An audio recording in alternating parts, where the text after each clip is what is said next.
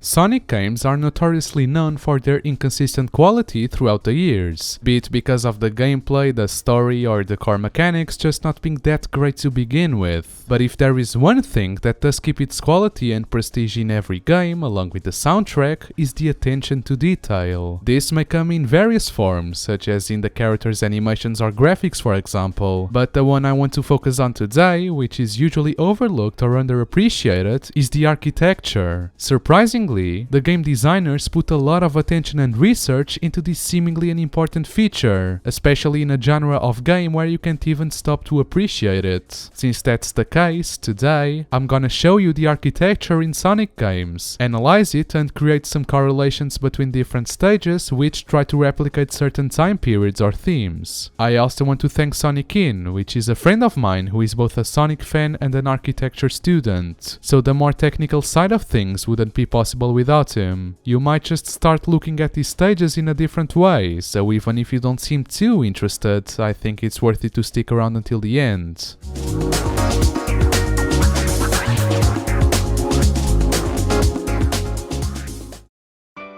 When you think of architecture, there are a bunch of things that come to mind, such as the time period, utility, purpose, style. It can get confusing very quickly. In these types of videos, I usually cover stuff from the games by chronological order of their releases, but to simplify it as best as we could, we came up with the following scheme. First of all, we will be covering stuff by chronological order, not the games though, but which time period the architecture itself tries to replicate. This time periods start by what we call the first civilizations, or civilizations that came before the Middle Ages. Medieval architecture, as in the styles of architecture that were used between the 5th and 15th century. The Industrial Revolution architecture, which extends from the 18th to the start of the 20th century. Contemporary architecture, which spans from the 20th century to our days. And lastly, Futuristic Architecture. There is also Renaissance and Baroque architecture, which presence in Sonic is seldom seen and are better integrated on the more recent side of things, as this style is still pretty much prominent in various European cities. We also separated a bunch of stages by themes, so we can create some correlations between each other, such as the structures used or the style of the buildings. We'll get into that after the time periods though. If you're wondering which stages we're gonna cover, we won't really cover any stage specifically, we'll rather cover the time periods and themes and use certain stages as examples. Lastly, I'll also brief you into the characteristics of each architectural style, so it makes more sense to you. So, let's start by the dawn of civilization, by the first civilizations. Architecture from these times is usually associated with Greek, Roman and Egyptian civilizations. Rare is the case in Sonic games where you can actually see buildings from these times that aren't in ruins. The stages from this time period are characterized by being full of remnants from old civilizations, being in a bad state due to being abandoned for a long time. Seeing as the ruins themselves predate any modern civilization, the architecture of the structures is pretty archaic, consisting mostly of stone and marble blocks, wood, some pillars and whatnot, all of which are worn out. Some stages do try to replicate what is seen in real life, such as Roman ruins in Colosseum Highway, having a lot of crumbling pillars and fountains and huge stone walls that are overgrown, much like what can be seen in real Roman and Greek ruins. Others, such as Sky Sanctuary, are also inspired on real Roman and Greek ruins with an overgrown appearance, being mostly made of bright stone blocks and ruined pillars, but distance themselves enough to feel like they belong to another civilization that may have existed in the same time period but in a different world, especially when you consider that it's a Sky Sanctuary.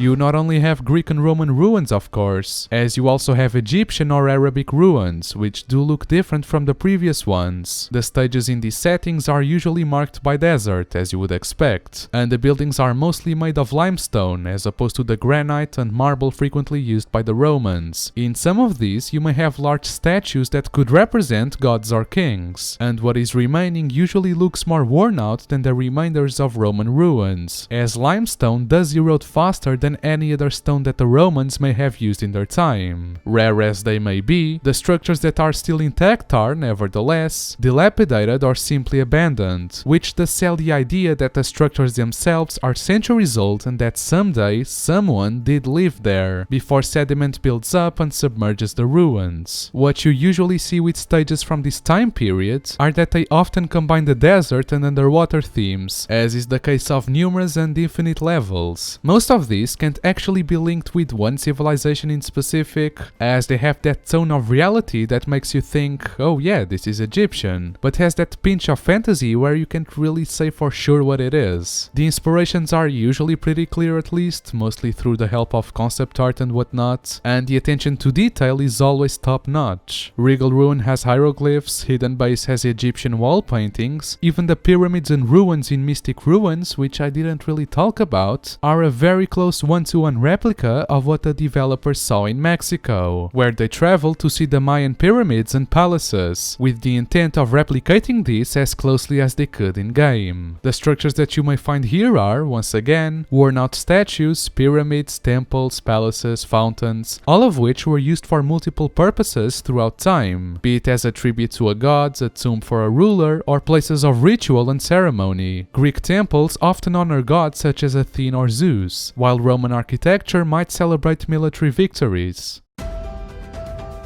Numerous levels also feature ruins that don't represent at all what can be seen in real life, meant to represent a culture of a people that only exists in the Sonic universe and has their own unique customs, traditions, and architectural style, meaning that certain ruins look weird or their purpose is unknown, which does add a ton of depth to the universe and thus the atmosphere of the levels. These structures may retain some details such as ornate carvings, friezes, or decorative elements that hint at their former grandeur. The stages that feature architecture from these ancient times are a testament to the enduring allure of history and the architectural wonders of past civilizations. The architecture combines both past and present, where the magnificence of ancient structures coexists with the inevitable decay of time. Weathered and decaying structures, crumbling walls and fallen columns, faded and worn details reminiscent of the artistic sensibilities of their previous inhabitants, all elements that are evidence to the power of architecture to transcend time, evoking a sense of mystery and discovery.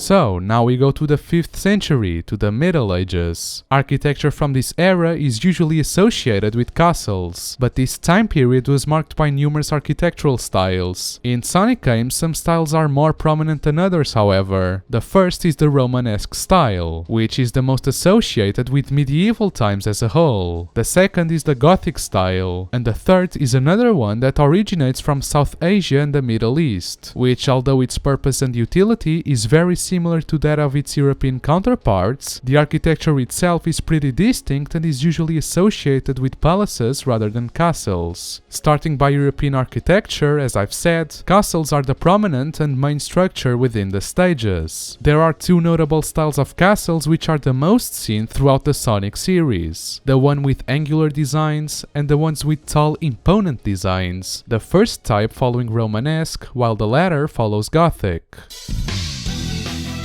The angular design is that type of castle that traditionally comes to mind when someone brings up the topic of castles. These are most prominent in England and Ireland. This style of castle is best known for its tall rectangular turrets, which provided a pragmatic and safe position for defenders, emanating strength and resilience. This type of castle is the one you'll see in Sonic and the Black Knight, as the game takes place in medieval England. In real life, castles like these were built with the intent of hosting the local population in case of invasion, thus featuring a wide wall surrounding the castle along with a stone keep, the most notable element of these castles, also having wide rooms and halls inside. In Black Knight, you'll go inside Camelot Castle, where you can see this perfectly, an angular, rough design with tons of passages, small turrets and an overall massive structure made of stone.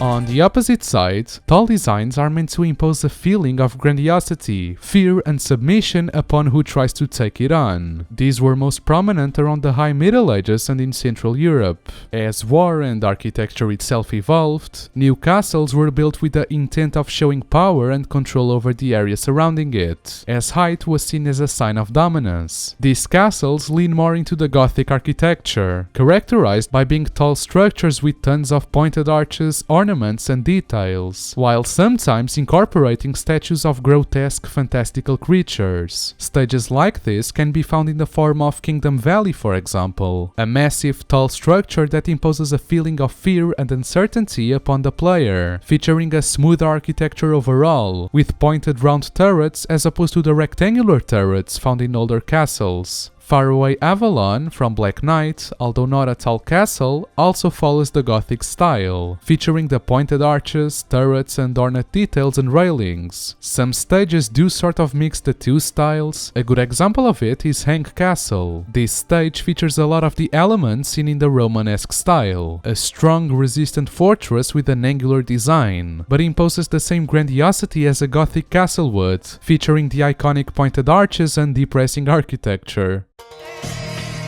Medieval Europe's architecture wasn't the only one contemplated by Sonic games, however, as medieval Asia was also covered, specifically Arabic architecture. As I've said, this architecture is usually associated with palaces rather than castles. Arabic architecture is known for elements such as big round vaults, stone domes and bricks, as well as geometric patterns painted onto mosaics used on floors and windows. This one is also known for emanating power, especially throughout its monumental architecture, as it was a way to demonstrate a strong and stable political power. The only game that uses this architecture is Sonic and the Secret Rings, where you can see it being used not only for palaces but for cities as well. Sand Oasis, for example, is a perfect mix of both. You start a level in a massive area surrounded by ruins of an Arab palace, which features all of the previous elements I mentioned earlier. Lots of geometrical patterns painted onto mosaics, arches, open vaults and big domes at the top of the towers. You end the stage passing by the town, where you can see small cube-shaped houses adorned with the same type of decoration and details as the palaces themselves.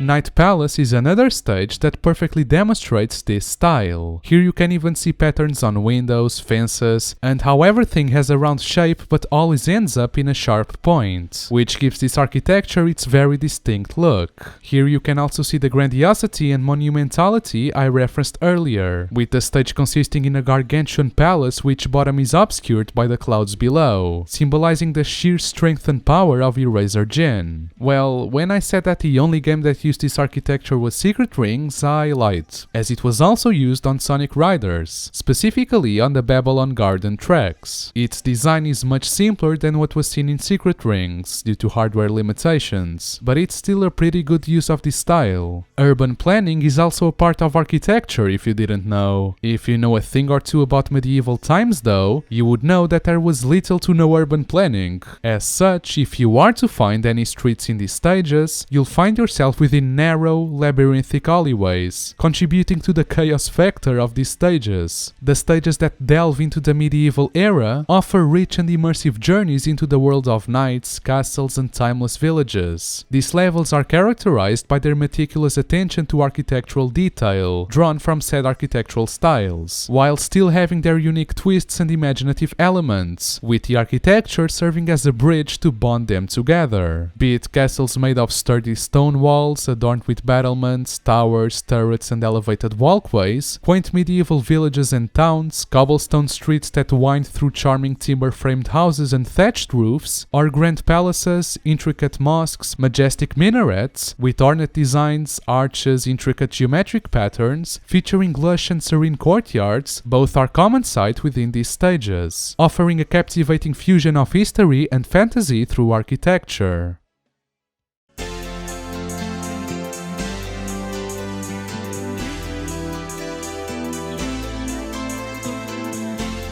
Now we jump to the 18th century, to the Industrial Revolution architecture. I'm guessing I don't have to explain to you what the Industrial Revolution was. If you don't know what it is, then I'm sorry, I guess. The architecture associated with this movement is usually taller and makes use of steel, concrete, bricks and glass as building materials, resulting in stronger, higher, taller and more durable buildings. This architecture values utility and functionality over looks, meaning that these buildings feature a simpler and more direct appearance without many ornaments. In this era, the concept of urbanization was also developed, as well as the idea of having multiple buildings or identical houses grouped together. This sort of architecture is usually seen mixed with other styles in Sonic games, as there still are a ton of buildings from the time that still stand and which style is pretty much present in newer buildings. The architecture from this era usually follows the neoclassical and Victorian styles,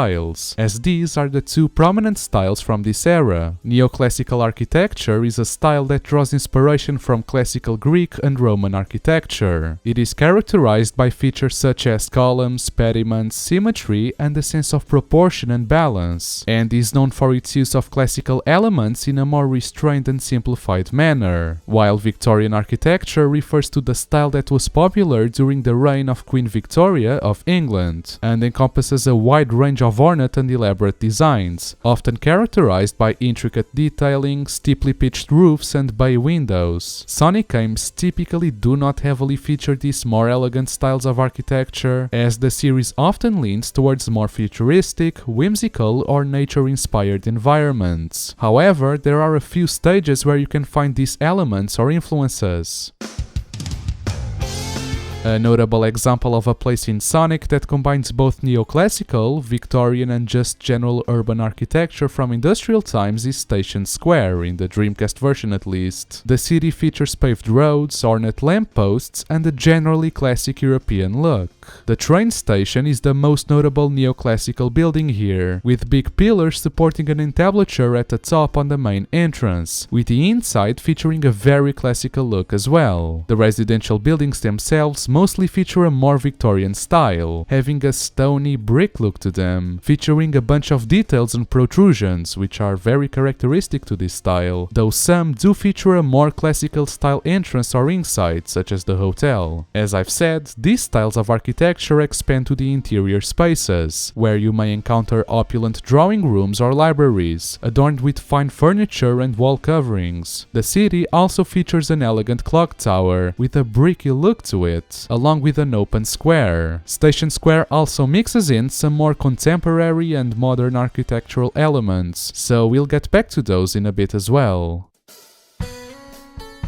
A more traditional city in its entirety, though, is Soliana, specifically the castle town. It features traditional Mediterranean architecture, with warm-colored buildings, terracotta roofs, and arched doorways and windows, with the buildings around the plazas featuring that sleek neoclassical look, while the residential buildings feature the usual concrete block style. This part of town has a very distinct classical look to it, with a palace incorporating columns, a symmetrical design, and a grand entrance, reminiscent of neoclassical architecture, as is the case of multiple smaller buildings within the town. It also mixes in some older architecture with Gothic elements, particularly in the use of pointed arches and decorative elements, and some Renaissance influence, such as ornate detailing and decorative balconies with wrought iron railings, thus creating a visually rich environment. Soliana New City, as its name suggests, is newer and doesn't really feature any monuments that follow a distinct classical style, as it feels more urban and industrial as newer cities do, having city blocks and straight roads, but still features a lot of the same Mediterranean and Venetian influence. The levels that feature these styles of architecture aim to create environments of refined elegance, intricate designs and historical significance, being a visual and narrative journey through architectural styles that reigned over a period of cultural and artistic prominence. Neoclassical influences, with their reverence preference for classic antiquity emanate an aura of symmetry and timeless proportion. Victorian architecture, on the other hand, takes these elements and makes them more intricate and decorative, with columns and pillars being at the forefront of both styles. Grand arches, majestic entrances, walkways, elaborate facades and big open plazas all contribute to the sense of elegance and sophistication of this time period, which were meticulously designed and thoughtfully integrated, thus serving as testament as to how historical aesthetics have the capacity to enrich the player's experience with depth, storytelling and complex architecture. It's at this point in time that Sonic games start to detach themselves from reality. I'm not saying that the environments will become fever dreams, and even though the buildings and sites you'll see will still have some inspirations on real-life architectural styles, they'll become too creative per se for one-to-one comparisons of real-life styles or buildings to occur. This happens because creating an exact replica down to the last minute detail of a real architectural style isn't really in the devs' priority, as these games are supposed to help people detach themselves from reality if they need to, so they tend to get more creative.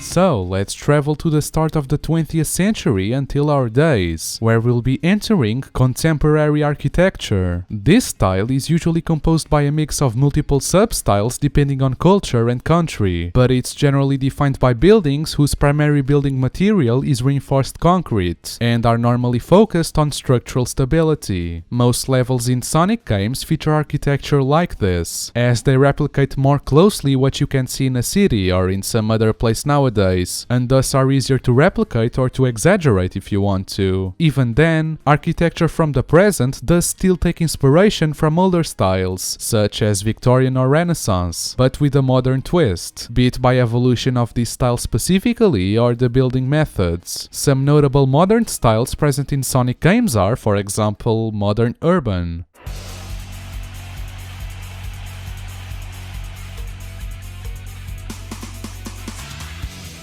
This is a style that you see all throughout the Sonic series, mixed within old and futuristic stages, usually represented by skyscrapers, highways, and contemporary urban planning, such as city blocks. Famous examples of this are City Escape and Radical Highway from Sonic Adventure 2, or Empire City and Rooftop Run from Unleashed. Rooftop Run actually features a lot of influences from Spanish cities, namely Barcelona after the Cerda plan. I won't get much into what that is specifically, but you just need to know that the architecture that came with this reorganization of the city inspired some stages in Sonic, of which Rooftop Run is one, even though its architecture is heavily influenced by the Renaissance and Baroque styles, featuring ornate facades, complex decorations and intricate detailing, also having many traditional elements such as cobblestone streets and historical landmarks. It's still pretty modern, with its street lamps, market stalls, culture fusion and the city layout itself, mixing its old planning with a newer, more refined one, helping to create a more dynamic and immersive environment.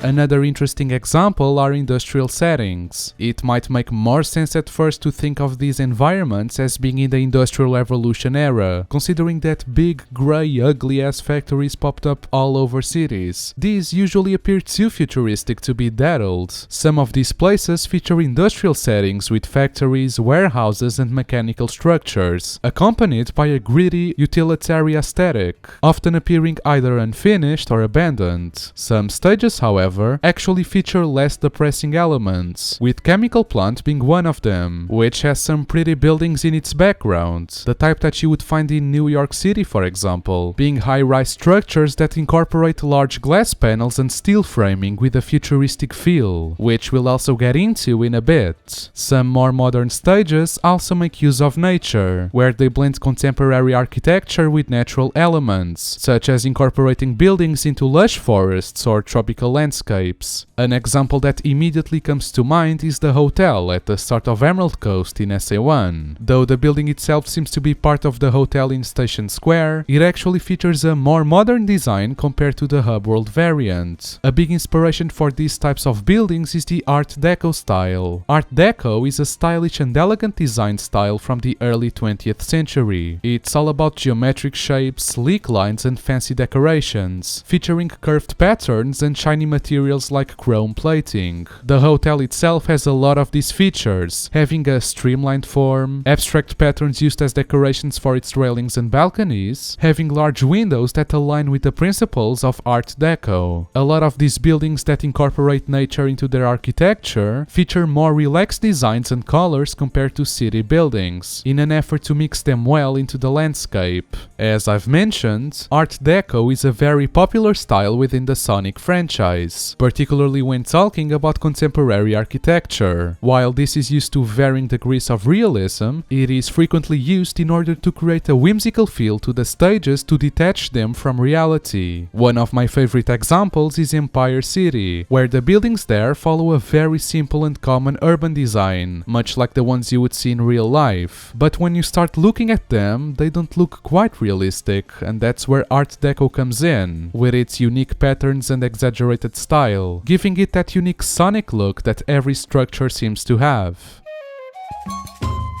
Another thing I want to mention within contemporary architecture is cultural differences, as the modern buildings you see being built in Europe or North America might not be the same being built in Asia or Africa, for example. You might see the skyscrapers in New York and Dubai seem to follow the same architectural style, the so-called international style, which, as I've mentioned, follows a more functional design along with steel framing and huge glass panels. But in Sonic games, the buildings do change to the more traditional style usually found in different cultures. Great examples are present in all of Unleashed's hub worlds, but I want to focus on Arid Sands and Savannah Citadel, which are meant to represent Arabic and African cultures and consequently their architectures, respectively that is. The first uses Arabian design traditions that are centuries old at this point, giving everything an old look, but not in a bad way, especially with the use of mud brick for everything. But there are a ton of newer style buildings that still make use of old traditional designs, making heavy use of arched passageways. The latter, on the other hand, predominantly draws inspiration from traditional African vernacular architecture, which makes use of natural materials and traditional building techniques from a certain culture or adapted to a certain climate. The thatched roofs, circular huts and earthen walls give it a very rudimentary and tribal appearance, which isn't often associated with modern architecture. But keep in mind that these are common practice in sub-Saharan and savanna regions, escaping from the conventional definition of modern architecture. Levels that embrace a contemporary style aim to create dynamic urban landscapes that mirror the modernity, innovation and efficiency of modern-day cities, being an example of the ever-evolving nature of architecture. Minimalism takes center stage in modern styles, featuring clean lines, simple geometric shapes, and a blend of elegancy and efficiency, being reflected into the city planning as well, with well-defined streets and blocks, skyscrapers, parks, public transportation, technology, rooftop gardens and terraces, huts, museums, churches, markets, just to list some things that you may find in these levels, all contributing to different journeys across the architectural achievements of the modern world, embodying the spirit of forward thinking,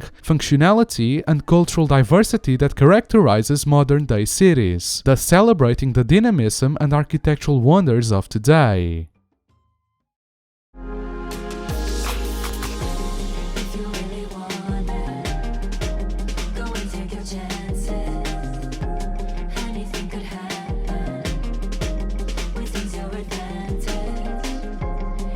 Now let's jump into the unknown and the imaginary, into futuristic architecture. Since this architecture is pure speculation and prediction, there isn't a solid or exact definition of what this type is, but we can find a pattern within the so-called futuristic style to try to find some defining factors. This style is usually focused on innovative designs, which are only possible with technologies that do not exist yet or are much more advanced iteration of nowadays technology. It's oftentimes focused on having a sort of movement and flow to them, featuring curved, oval or pointy facades, in an effort to try to create something that feels futuristic, innovative and never before seen. There are tons and tons and tons and tons and tons of futuristic stages in Sonic games, in basically every single game really. Every stage that you can think of features at least one futuristic element in one way or another. Even stages I covered earlier, such as Station Square or Soliana, which aren't stages but whatever, feature some futuristic element in one way or another. However, these futuristic elements are usually only mixed with two specific architectural eras.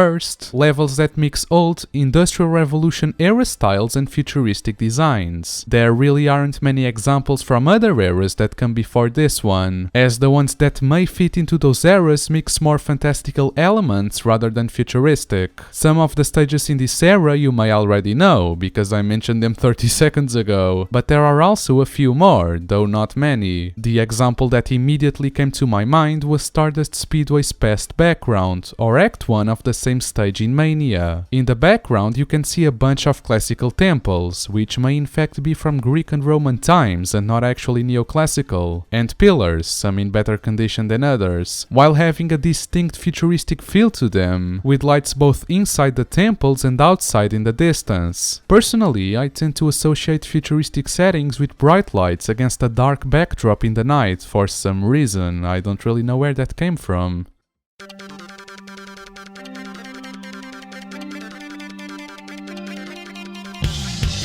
And secondly, the stages that mix contemporary architectural styles and futuristic designs. There are a ton of these, and they are usually the sort of aesthetic Sonic stages go for. They seamlessly blend architectural elements from different time periods with a distinct contemporary theming, much like some newer buildings you see nowadays, with futuristic high-tech elements. This combination creates a striking visual contrast, as classic and contemporary elements coexist in a way that highlights their differences and emphasizes their qualities, making the stage visually engaging with the help of futuristic neon signs or storefronts. Some of these stages actually try to evoke a sense of nostalgia with older design aesthetics from the 80s and the 90s, for example, while still maintaining a futuristic and modern feel. Retrofuturism is actually a very prominent theme within the franchise, as Sonic was created and grew as a series within the same time frame that this style appeared. Neon signs and holographic displays are added onto stages like this, which without them would just look like a normal city. A good example of this is Grand Metropolis, a stage that, without its energy roads and holographic screens, would look like a normal, exaggerated industrial city in a Sonic game. This stage specifically seems to use a more elegant and refined style in its buildings while still looking modern and futuristic, while sometimes introducing some nature elements, resulting in probably the most unique architecture in the franchise in my opinion. Lastly, there are the almost fully futuristic stages. Even here, there exist two types of fully futuristic stages. The ones that are only a little bit futuristic, and the ones that are really over the top. The Sonic Rider series has pretty good examples of both, such as Dolphin Resort and Metal City, respectively. Dolphin Resort is a futuristic holiday locale, having wide glass-paved boulevards and water features as far as the eye can see, making use of tall buildings with smooth curved lines with metallic surfaces, giving it a distinct feel of motion and flow characteristic of futuristic designs, while still having its own contemporary feel with the integration of nature, detailed low walls and railings, and relaxed architecture reminiscent of classical times. Metal City, on the other hand, although not as futuristic as some stages we'll be looking at, is still on the most futuristic side of things. A common theme within these stages is that they make heavy use of clean glass paints and a white color palette, due to the metal used in the buildings. Besides that, the stage features sleek and bold designs in its architecture, making use of tall, grandiose buildings, sharp edges, neon signs, floating platforms and high-tech elements, having highways, elevated walkways, and a complex network of roads and pathways, giving it a distinct futuristic urban environment. A perfect example of a crazy-ass futuristic stage is Metropolitan Manhattan Highway, or any Metropolis stage from Forces really. Everything in this stage is made of metal, with no nature in sight, but it doesn't really feel like a futuristic dystopia. It features everything from fake metal trees with leaves that look like spinning blades, to massive buildings that feature a lot of innovative and sleek designs, ranging from twisting buildings to weird circular decorations and gigantic domes at their top, having multiple weird-ass buildings that seem to serve no purpose besides being a landmark within the city. It also has the staple futuristic architecture elements: glass panes, neon signs with gibberish typefaces, abundant geometrical patterns as decoration, and a dense system of highways and streets. Levels that try to follow a more futuristic depiction of architecture are often settings where innovation knows no bounds and technology reigns supreme. They serve as showcases of how architecture can represent a transcendence of the limitations of the present, with skyscrapers and towers that defy conventional architectural norms, being characterized by unconventional shapes, metallic surfaces, and an array of geometric designs, capturing the essence of flow that is at the heart of futurism. Glass and steel facades, floating platforms and walkways, holographic displays and neon lighting, geometric shapes and patterns, futuristic transportation, artificial environments, robotics, and never-seen-before buildings all contribute to an architectural design that goes beyond the boundaries of the present, celebrating innovation, imagination, and the boundless potential of technology, fusing architecture and technological progress to create breathtaking landscapes that define the very soul of futurism. These buildings are not mere background elements because they seem to have no purpose. They are an integral piece of the atmosphere and aesthetic of the stages, because even if we don't really notice it that much, architecture is a big part of what defines a stage's feel. So, after taking a look at each time period in history, and at the architectural styles and their characteristics within the Sonic franchise, let's take a look at stage themes. As you may know, there exist a bunch of themes for levels in Sonic games, but not all of them feature worthy architecture to cover. So we'll be taking a look at ruins, both ancient and not, casino/carnival, urban/city/village environments, dreamy and fantasy-like settings, nature, industrial, East Asian, desert, and Greek, including some sub-themes that may be present in these, such as coast settings in nature themes. Levels within the ruins theme aim to create a sense of exploration and adventure in ancient, mystical, or apocalyptical settings. If we are talking about stages that follow an ancient theming, of course you will find many ruins of classical or ancient Egyptian architecture. Therefore, you will find ruined temples and their remainders, castles, city walls, statues, and fountains. The predominant materials are multiple types of stone, which contribute to the weathered appearance, in conjunction with secret passageways, torch lighting, ancient symbols, glyphs carved into the walls, and nature's reclaim over the environment. On the other hand, apocalyptical stages tend to follow a generic urban contemporary architecture, but a pattern is that these feature architecture that is in a state of severe decay and disrepair, with the building often crumbling, having collapsed walls and roofs, usually being engulfed in flames or fire. The same goes for infrastructure, such as bridges, highways, or tunnels, contributing to the ruined urban landscape.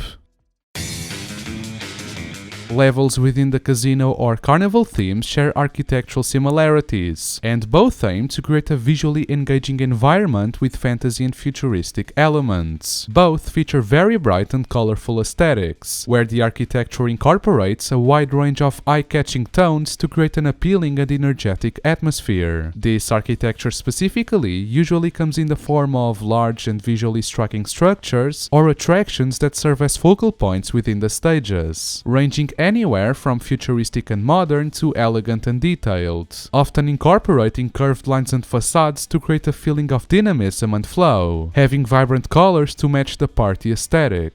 Carnival settings usually come in the form of amusement parks, featuring more outdoor sections, with architecture which purpose is to represent a sort of fantasy world, with unusual buildings having exaggerated and unrealistic designs, meant to fit a dreamlike atmosphere. On the other hand, Casino stages tend to feature more indoor sections, with tall, angular buildings, meant to represent the scale of a small ball to a pinball table. The buildings specifically often feature very weird shapes in order to distance themselves as much as possible from reality. The elements of this architecture feature very few elements from older architectural styles, such as complex patterns or ornate details, with a few exceptions, going for a more futuristic and innovative direction with the objective of being striking and memorable to the player, often having big entrances to the casino itself or to different sections of the level, being decorated to the brim.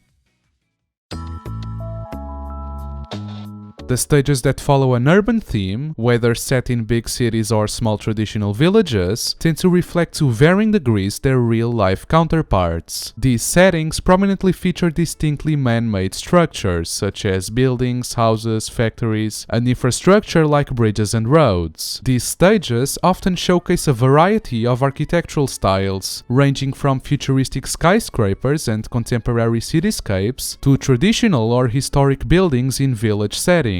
These buildings are varying in height, creating a visually dynamic skyline, which is aided by diverse and unique urban landmarks such as clock towers, fountains, or statues, which often feature elegant and intriguing architecture, serving as recognizable points of interest. The paths in the stages themselves usually take place in streets, alleys, or simple pathways where people could drive or walk, with traffic and transportation that reflects that stage's theming specifically. Even though big cities and small villages share similarities, they still feature architectural differences that reflect their size. Big cities on one hand often feature skyscrapers and high-rise buildings that dominate the skyline, or a line of terraced houses as far as the eye can see, featuring more modern infrastructure and urban planning. The architectural style of the buildings and whatnot may vary depending on the time period or the aesthetic they are going for, consequently being more flexible and dynamic by allowing multiple architectural elements to blend and create something unique and interesting.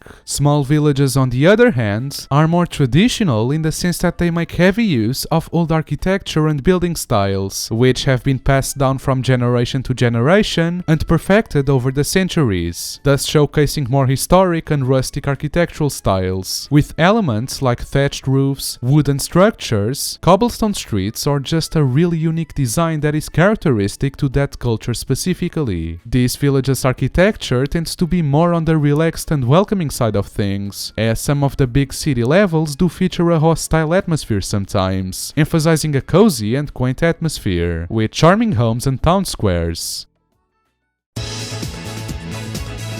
The levels that embrace a dreamlike or fantasy atmosphere have a pretty distinct architecture that contributes to the whimsical and surreal feeling of these levels. The stages often feature otherworldly structures, with architecture that defies the laws of physics and twists reality. The environments tend to be filled with vibrant and surreal landscapes, thus the architecture often including bright, contrasting colors with imaginative and often abstract designs. The buildings usually found in these themes are enchanted castles, mystical temples, or ancient ruins with mystical symbols. Some of these may even incorporate fantastical creatures or beings, usually in the form of statues, sculptures, or structures shaped like said creatures. The architecture in these levels can be highly detailed and ornate, with intricate carvings, patterns, and embellishments that enhance the fantasy atmosphere. There are differences between dreamy and fantasy stages, however. In dreamier settings, the architectural designs are usually more abstract and surreal, with the intention of challenging traditional notions of reality, while fantasy-themed stages often draw inspiration from medieval and fairy tale aesthetics, featuring castles, dungeons, and magical forests. The architecture may be grandiose and imposing in an effort to reflect themes of heroism or mythical adventures, with structures reminiscent of legendary tales. The stages that incorporate nature into their environments and architecture usually blend both seamlessly, often creating a harmonious balance between man-made structures and the surrounding nature, resulting in stunning and immersive levels. These levels emphasize that seamless integration of nature into man-made structures, with buildings and platforms appearing to be built into or around natural formations like mountains, forests, or bodies of water. Depending on which location of nature or aesthetic the stage is going for, the architecture will change accordingly. For example, coast levels feature more relaxed architecture, not very big in size, and blending in with the seaside setting by clever use of bright colors, while levels in plains or forests tend to feature ruins, be it of an industrial complex or a castle, adding a historical and mystical dimension to the environment, suggesting a connection between the past and the present, for example. In most cases, the use of natural materials like wood, stone, and vines is prevalent, with very few metal structures being present in these settings. You'll also see a bunch of waterfalls, streams, ponds, rivers, and other bodies of water, which forces the use of bridges and different pathways, which are designed to maintain that sense of harmony with the natural terrain that surrounds that specific theming, much like the buildings themselves, being designed with flowing curves and irregular shapes and often featuring an elegant appearance. While these levels share common architectural characteristics, the specific design and aesthetics can vary significantly from one stage to another, resulting in distinct visual themes and architecture.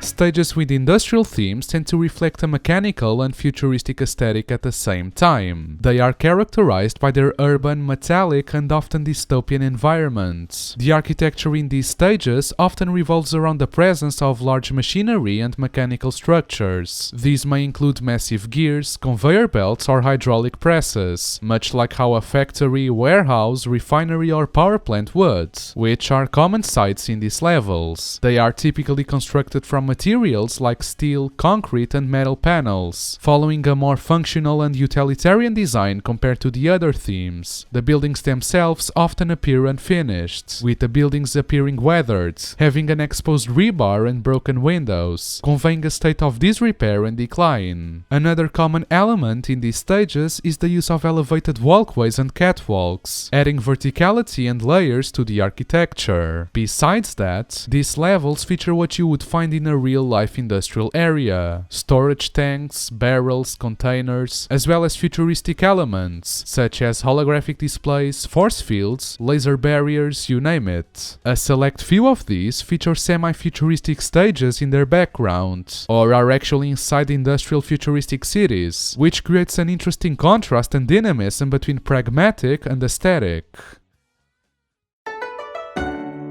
Levels with East Asian themes inspire their architecture in the rich and diverse cultures of that region. These stages draw upon elements from countries such as Japan, China, and Korea, doing their best to translate their traditional architectures into the games. Pagodas and temples are iconic elements in East Asian stages. These structures are typically multi-layered with intricate roof designs and ornate decorations, such as carved wooden panels, intricate lattice window screens, and colorful artwork, often featuring spacious courtyards and beautifully crafted entrances. The Japanese style typically features gently sloping tilted roofs with curved eaves, while the Chinese one may include sweeping, upturned roof corners and ornate tilework, built using traditional materials such as clay tiles, thatch, or wooden shingles. Paifangs and torii gates are also iconic architectural elements from this area. They have a distinct shape with a horizontal bar supported by two vertical posts. Its composition is actually quite complex, so I won't get into much detail, but they often feature intricate decorations and designs and usually mark the entrance for important spots in the games. Another common thing you'll find here are gardens, careful stone arrangements, and rock formations, contributing to the peaceful and contemplative atmosphere. The levels also incorporate serene water features, with arched bridges and covered walkways designed to span these bodies of water, as well as ravines or chasms, often featuring intricate lattice or wooden railings. You may also find traditional street markets or villages with stalls, food stands, and vendors, adding some life to the environment. Desert theme stages draw inspiration from arid and sandy landscapes, making use of Arabic, Egyptian, and Middle Eastern architecture in general. The buildings in these settings are usually constructed making use of adobe, sandstone, or similar materials that are suitable for desert environments, giving everything their very characteristic warm colors. Mud brick is also used, giving the stages a rustic and weathered appearance. These levels may also include tents, canopies, or cloth coverings that may offer shade from the scorching sun. Desert-themed stages often include grand palaces or ancient ruins that reflect the history of the region. They may have intricate carving and architectural details, often featuring tiles with geometrical patterns painted onto them, accompanied by pillars and huge vaults within the structures themselves. Some of these levels draw inspiration from Islamic architecture, and may include minaret towers with distinctive shapes, often featuring intricate decorations and being an imposing and central building within the context of the stage. Marketplaces and bazaars are also fairly common in these, with architectural elements like stalls, awnings, or vendor carts, adding a sense of commerce and livelihood in a place where the weather conditions are really extreme, while giving it a welcoming look as is tradition with sonic aesthetics and atmospheres. You will also most likely find huge statues representing a god or king, or pyramids and temples that may have served as a tomb for rulers, reflecting faithfully the common practice in real life. And lastly, Greek-themed stages. These stages may draw inspiration from both classical and modern Greek architecture that you see on Greek islands. They may combine iconic elements from Greek or Hellenistic culture, mythology, and history. There isn't really any stage that is inspired by classical Greek architecture. The most similar are usually neoclassic, so it isn't really the same. What you will find in these stages, as I've said, is architecture inspired by some Greek islands, such as Mykonos or Santorini. The most iconic feature of this architecture is the use of whitewashed buildings. Structures like houses, churches, and businesses are typically painted in bright white to reflect the sun's heat and create a clean, picturesque appearance. These settings are also dotted with churches featuring blue domed roofs, creating the typical image of modern Greek architecture of the white and blue houses, which is a result of Greek nationalism and cholera. Anyways, Sonic games don't feature these blue domes all that often, for obvious reasons apparently. The blue, however, is used for doors, window frames, and shutters, with red being used sometimes as well, meant to contrast with the white backdrop. These buildings are often cubic or rectangular in shape, featuring flat roofs, square corners, and minimalistic simple designs that blend seamlessly into the landscape. Another iconic feature of this architectural style are its streets and pathways, often paved with cobblestone, adding a rustic and charming character to the villages. These are also known for being narrow, winding alleyways that meander through the towns, being lined with shops, restaurants, and cafes, creating a rather cozy and intimate atmosphere, with the help of vibrant and colorful flowers adorning the exteriors of the buildings, adding some pops of color to the architecture. Traditional windmills are also common sight here, having wooden blades and white exteriors, contributing to the overall rural feeling of the stages.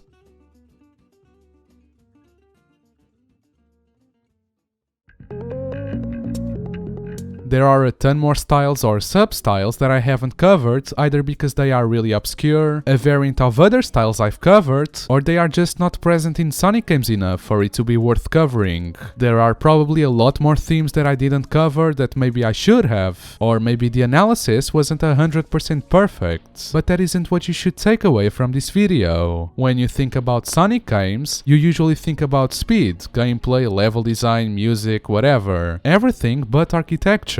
I feel like it's so easy to take for granted this aspect of the game's design and style that contributes as much to the experience as the gameplay or level design would. The same happens in real life. You probably don't walk around town looking at buildings and making assessments about their architecture, which is normal, either because you don't care enough or you just think that's how buildings and cities are. But my objective with these videos is to teach you something new and make you look at these games or at other stuff in life differently. Maybe after After watching this video, when you replay or play a new Sonic game, you'll find yourself appreciating this often overlooked aspect of the games and stop taking good architecture or game design for granted, because there is a lot of study, research and effort put into this aspect which isn't appreciated enough. And that's all I have for this episode. I hope the more technical aspects weren't too boring for you. I tried to mostly use footage from the games to show what I'm talking about, so it represents better how it translates into Sonic games. But I think it was still interesting, and I hope that you learned something from it. Usual stuff here. I would really appreciate if you subscribe if you enjoy my content, as it does really help me out a ton. I have a Patreon where you can support me and get a few perks, one of which is early access to videos, which was given about a week ago to my supporters there. I also have a Twitter if you want to follow me there, and I also post frequent updates on my community tab, so check it out once in a while if my content interests you. And that's about it really. I'll hopefully see you soon.